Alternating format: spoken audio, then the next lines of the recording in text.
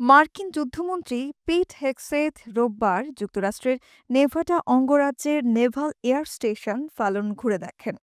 সেখানে তিনি নৌবাহিনীর বিখ্যাত টপ গান প্রোগ্রামের পাইলটদের সঙ্গে এক রোমাঞ্চকর প্রদর্শনী ফ্লাইটে অংশ নেন।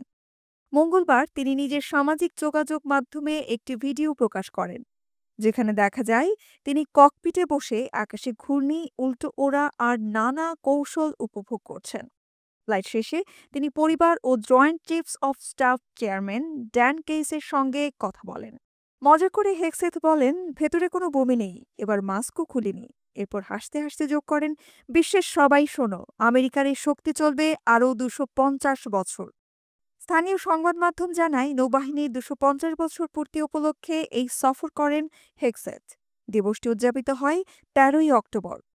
টপ গান, যার পূর্ণ নাম US navy strike fighter tactics instructor programme, এটি হচ্ছে মার্কিন নৌবাহিনীর সবচেয়ে উন্নত যুদ্ধবিমান প্রশিক্ষণ কেন্দ্র। ১৯৬৯ সালে চালু হওয়া এই প্রতিষ্ঠানে শ্রেষ্ঠ পাইলটরা প্রশিক্ষণ নিয়ে নিজ নিজ দলে ফিরে গিয়ে প্রশিক্ষক হিসেবে কাজ করেন। এই প্রশিক্ষণ কেন্দ্রটি বিশ্বজুড়ে জনপ্রিয় হয় ১৯৮৬ সালে টম ক্রুজ অভিনীত টপ গান সিনেমার মাধ্যমে, যেখানে ব্যবহৃত হয়েছিল জনপ্রিয় গান danger zone, take my breath away ও প্লেইং উইথ দ্য বয়েস। ২০২২ সালে মুক্তি পায় এর সিকুয়াল টপ গান ম্যাভেরিক। সফরের সময় হেগসেথ বলেন, ২৫০ বছর ধরে আমেরিকানরা সংবিধান রক্ষায় নিজেদের উৎসর্গ করেছেন। আমরা সেই সাহসী মানুষদের সেলুট জানাই। ভিডিওতে দেখা যায় টেক অফের আগে ইঞ্জিনিয়াররা বিমান পরীক্ষা করছেন, হেগসেথের পরিবার আকাশে প্রদর্শনী দেখছেন।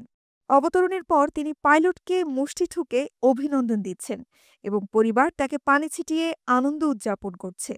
শেষে নিজের স্বাক্ষর করা হেলমেট হাতে হেগসেথ বলেন, সব পরিষ্কার, কোনো বমি নেই। আর শোনো দুনিয়া, এই শক্তি চলবে আরও ৫০ বছর।